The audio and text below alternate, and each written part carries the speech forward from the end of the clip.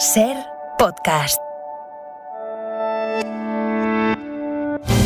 Hola, muy buenos días. El resumen en imágenes de estas últimas horas nos permite ver a Núñez Feijóo llegando al Palacio de la Moncloa en la recuperación de la interlocución entre el Gobierno y el PP, y a Pedro Sánchez llegando al Palacio Real en Rabat, recibido por el rey de Marruecos en un viaje que sella la recuperación de las relaciones bilaterales entre los dos países. Las aguas recuperan al menos en parte el cauce de cierta normalidad. Pero la imagen de hoy será otra. Europa en Kiev, el poder político comunitario desvirtualizando al presidente Zelensky. La presidenta de la Comisión y el jefe de la diplomacia europea han viajado a la capital ucraniana para verse hoy con el presidente de ese país. No hay nada que no le hayan dicho ya por teléfono, pero la visita es ya la de mayor rango internacional que recibe Zelensky en plena guerra. Fernando Bayo, buenos días. Buenos días, sí, un viaje cargado de simbolismo, aunque con una agenda que se mantiene casi en secreto por cuestiones de seguridad. Se sabe, eso sí, que von der Leyen y Borrell se van a reunir con Zelensky, también con sus ministros de Exteriores y de Defensa, pero poco más. Antes del viaje, Borrell dejaba claro que, además del apoyo moral, a Ucrania le hace falta ayuda material. Less applause and more arms. Menos aplausos y más armas, decía el jefe de la diplomacia europea. La Unión acordaba ayer vetar la compra de carbón ruso, una decisión que entra en vigor hoy mismo y que se suma a los castigos al Kremlin por parte de Washington, que ha formalizado la ruptura de relaciones comerciales con Moscú. Y mientras tanto, desde Rusia, el portavoz de Putin ha reconocido en las últimas horas en una entrevista en Sky News que sus tropas, las tropas rusas, han sufrido pérdidas significativas en estas 6 semanas de invasión. Y también ayer, Naciones Unidas. In favor, 93. Against, 24. Abstentions, 58. Decidió expulsar a Rusia del Consejo de Derechos Humanos de esa organización. Claro que Rusia sigue formando parte del Consejo de Seguridad y mantiene su poder de veto, que usa convenientemente cada vez que se debaten resoluciones que la sitúan ante el espejo de sus bombas. Pedro Blanco, buenos días. ¿Qué tal? Muy buenos días, Ángeles. Bucha es hasta ahora el símbolo más potente de las barbaridades cometidas por el ejército ruso en la invasión de Ucrania. Pero dice el presidente Zelensky que lo que se han encontrado en la ciudad de Borodianka es incluso peor. Estas últimas horas se ha sabido que la inteligencia alemana interceptó comunicaciones del ejército ruso que confirman un plan de ataques a civiles. Y hoy el presidente del gobierno sigue en Rabat. Anoche Marruecos y España señalaron, como decíamos, esa nueva etapa en las relaciones bilaterales de la que los dos gobiernos hablan con cierta solemnidad en el comunicado conjunto que emitieron anoche. Iniciamos, por tanto, una nueva andadura en nuestra larga historia compartida entre España y Marruecos, que debe permitirnos afrontar con seguridad los retos, pero también las múltiples oportunidades para el futuro de esta estrecha colaboración entre ambos países. Un auténtico partenariado entre Marruecos y España, entre España y Marruecos, para el siglo XXI. El comunicado, en el que España repite eso de que la fórmula de Marruecos para el Sáhara es la más realista, seria y creíble, en ese comunicado decía los dos países despliegan 16 puntos sobre los que se comprometen a trabajar. Se descartan actos unilaterales y hechos consumados, se anuncia la futura reapertura de fronteras, sin que haya un plazo concreto, la recuperación de las conexiones marítimas, se habla de educación, de cultura, de migración y se anuncia otra reunión al más alto nivel antes de que acabe el año. A las 9 de la mañana le vamos a poder preguntar a Alberto Núñez Feijóo por los resultados de este viaje de Pedro Sánchez a Marruecos y, por supuesto, por el sabor de boca que le dejó ayer la larga reunión con el presidente del gobierno en la Moncloa. Ha sido mucho menos fructífera de lo que me hubiese gustado, porque lamentablemente no tengo ninguna buena noticia.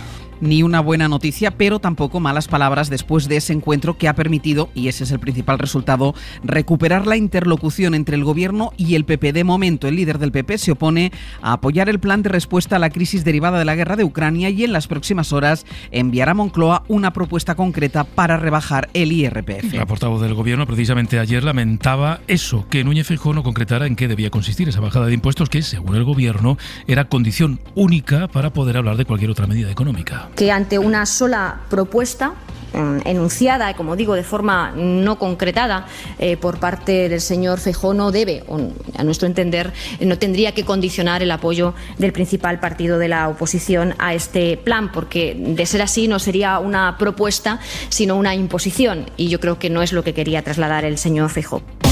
Es viernes, es 8 de abril. Enrique García, buenos días. ¿Qué tal, Ángels? Buenos días y felicidades a las Lolas, a las Lolis, a las Loles, en fin, a las Dolores, porque aunque hoy no es su santo, no es el día que se recoge en el santoral, es cierto que es tradición en algunos sitios de España felicitarlas, porque hoy es viernes de Dolores y si me permites la expresión, déjame decirte que resulta, un poco exótico que se mantenga una tradición que tiene 150 años, aunque su origen viene de tiempos del reinado de Carlos III.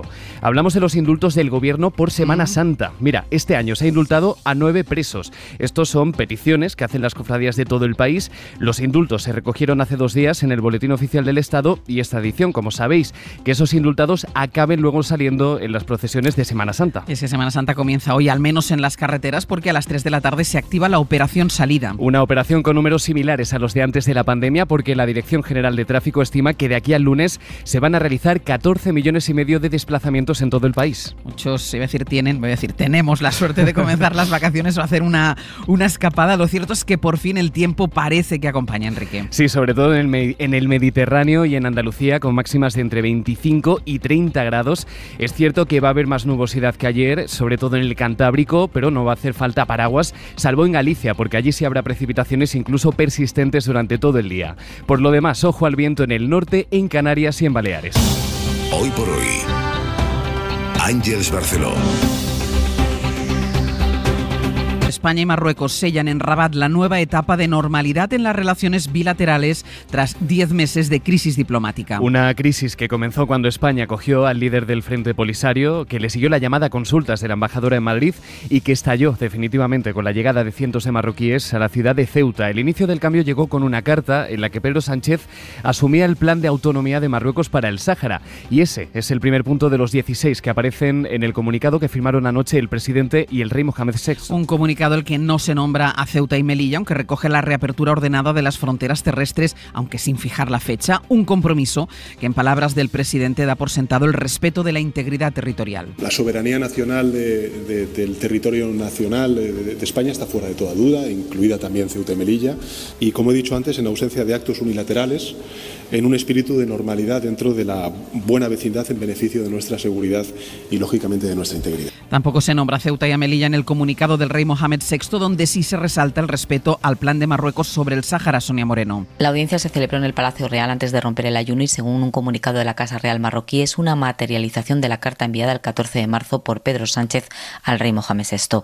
El presidente español ha reafirmado en Rabat de nuevo la posición de España sobre la cuestión del Sáhara Occidental, considerando la iniciativa marroquí de autonomía como la base más seria, realista y creíble para la resolución del diferendo. Ambas partes han reiterado la voluntad de abrir una nueva etapa basada en el respeto mutuo y la confianza recíproca y han acordado en una declaración conjunta poner en marcha 16 acciones concretas en el marco de una hoja de ruta de interés común en lo político, económico, de seguridad y cultural.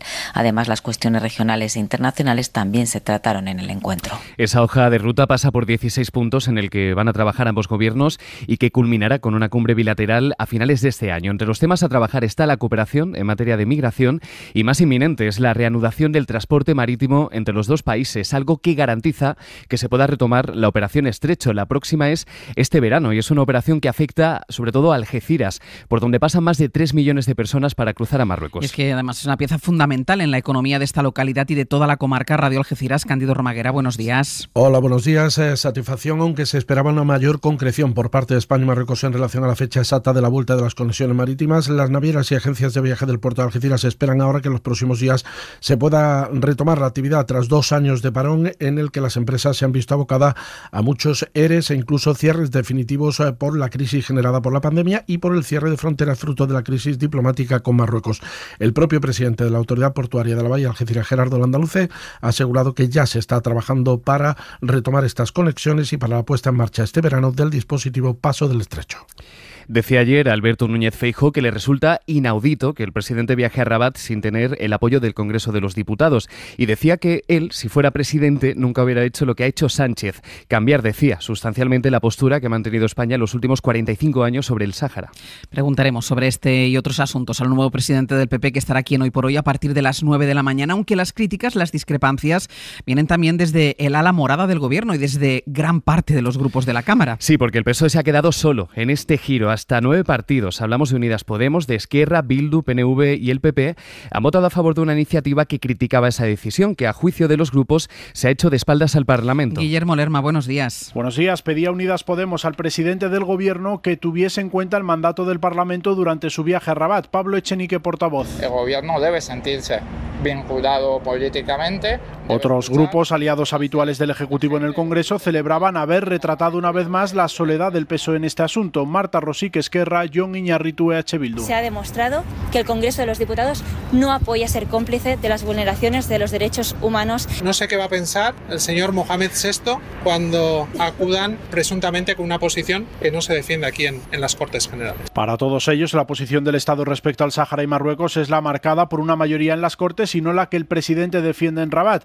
Un nuevo marco de relaciones al que solo se siente vinculado el PSOE y que provocaba este cruce de acusaciones entre los socios de coalición. Yolanda Díaz, vicepresidenta, Héctor Gómez, portavoz socialista. Se ha cambiado de posición, hoy van a Rabat. Lo que no vamos a jugar, como otros, a la oportunidad y al intento de desgaste innecesario. Entiende el PSOE que su posición es la más adecuada para defender los intereses del país. Y es sin duda otro de los temas del día, que a medida que vamos conociendo más detalles y sobre todo a medida que conocemos las explicaciones, comprobamos que sigue habiendo muchos cabos sueltos y versiones enfrentadas. Hablamos de las explicaciones del alcalde de Madrid, José Luis Martínez Almeida, sobre las comisiones millonarias que se embolsaron una pareja de empresarios por inflar el precio del material sanitario que vendió el consistorio en lo peor de la pandemia. Una de las cuestiones es cómo y por qué llegaron estos dos empresarios a contactar con el núcleo más cercano de Almeida. Primero, el alcalde dijo que su primo facilitó un correo electrónico a ese empresario, que llamó a este primo interesado en hacer una oferta. La persona con la que contactó mi primo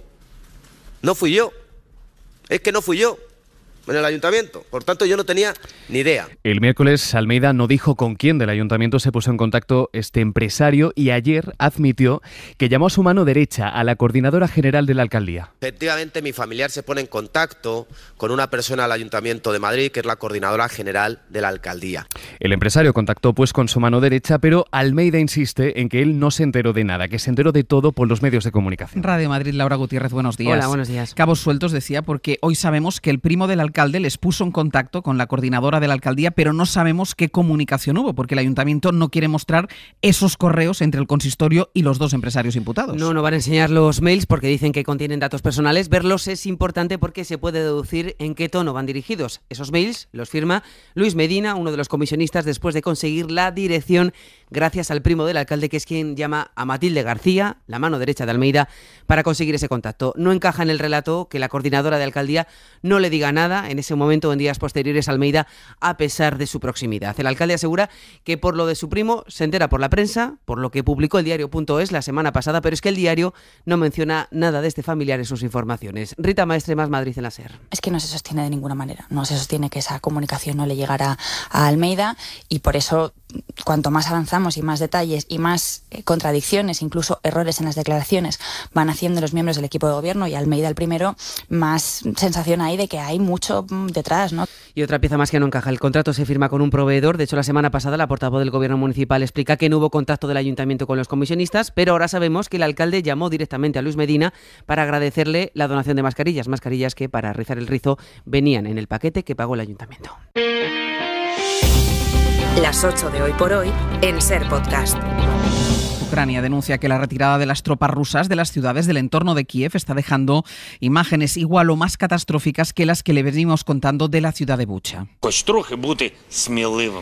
Y citaba anoche el presidente la ciudad de Borodianka. Es una pequeña localidad de algo menos de 13.000 habitantes que está a apenas 25 kilómetros de Bucha y donde, según Zelensky, los soldados ucranianos han encontrado imágenes más horribles que las de Bucha. Moscú niega la matanza de civiles, habla de complot de Kiev, aunque Alemania ha demostrado pruebas que apuntarían a que estos asesinatos se habrían convertido en una estrategia habitual del ejército ruso. Corresponsal en Berlín, Carmen Viñas. Los servicios secretos alemanes aseguran que en los mensajes de radio interceptados los soldados rusos comentaban las atrocidades cometidas como si estuvieran hablando de su vida cotidiana, lo que les lleva a la conclusión de que los asesinatos de civiles se han convertido en parte de una estrategia habitual para aterrorizar a la población civil y ahogar cualquier conato de resistencia. A partir de esos mensajes de radio, además del análisis de grabaciones por satélite y vídeos de acceso público, la Agencia Federal de Inteligencia ha conseguido reconstruir lo ocurrido en Bucha y mostrar claramente que ciudadanos rusos fueron los responsables de los asesinatos a civiles. Y también del exterior. En Estados Unidos, el Senado ha nombrado a una mujer negra como jueza del Supremo por primera vez en su historia. Washington, Víctor Sancho. En los 232 años de historia de los Estados Unidos nunca se había vivido un momento como este. On this vote, the yeas are 53, the nays are 47, and this nomination is confirmed. Ovación histórica en el Senado después de la confirmación de Ketanji Brown Jackson como nueva jueza del Tribunal Supremo, primera mujer negra en ser nombrada para el cargo y que consiguió el hito con el apoyo unánime de los demócratas y el voto favorable de 3 republicanos, un hecho inédito en la polarización actual del país. Biden consigue con este triunfo cumplir una promesa electoral y dar diversidad a un tribunal dominado hasta hace poco principalmente por hombres blancos. KBJ, como se la conoce popularmente por las siglas de su nombre, tomará el puesto después del verano, cuando Stephen Breyer, quien hace unos años fue su jefe, se jubile. El equilibrio ideológico del Supremo, sin embargo, queda totalmente inmóvil. La mayoría conservadora seguirá dominando el tribunal con 6 de los 9 jueces. Y en el Vaticano estuvo ayer el presidente de la Conferencia Episcopal Española, que habló con el Papa de la investigación independiente sobre los casos de pederastia. Roma, Marina García. Un encuentro que duró unos 45 minutos ante el Papa y que Juan José Omella, presidente de la Conferencia Episcopal Española, a su salida, relataba de la siguiente forma. Y también hemos hablado del tema, evidentemente, de los abusos, cómo lo estamos tratando. Y bueno, pues nos ha animado a seguir en ese camino de acompañar a las víctimas, colaborar en todo, que es lo que nosotros hemos dicho y queremos hacer. Francisco hizo especial hincapié en conocer los detalles de las 2 investigaciones con las que cuenta España en la materia en este momento. Ya sabéis que está, por una parte, el Defensor del Pueblo, por otra parte, esa comisión de Cremades y Calvo Sotelo. Aquella encargada por el Parlamento al Defensor del Pueblo y de la que formarán parte diferentes expertos, víctimas y una representación de la propia Iglesia. Y por otro lado, la encargada por los obispos al despacho de abogados Cremades y Calvo Sotelo, que ha designado a 28 profesionales. Omella definía esta investigación como original por su método. Sí, sí. Y que yo creo que puede servir incluso para otros países, porque es de alguna manera original. Porque ni es la metodología de Francia, ni es la metodología de Alemania, es la de España. Un procedimiento del que aún faltan por saber varios detalles, que el presidente de la Conferencia Episcopal ayer, ante la prensa en Roma, dijo que se conocerían dentro de poco. Aquí en España el precio de la luz baja por primera vez desde que empezó la guerra en Ucrania. El precio del megavatio hora se sitúa hoy por debajo de los 200 euros. Nos costará de media 154, un 28% menos de lo que pagamos ayer. Suscríbete a las 7 de Hoy por Hoy. Todos los episodios y contenidos adicionales en la app de Cadena SER y en nuestros canales de Apple Podcast, Spotify, iVoox, Google Podcast y YouTube. Escúchanos en directo en la SER de lunes a viernes a las 7 de la mañana. Cadena SER. La radio.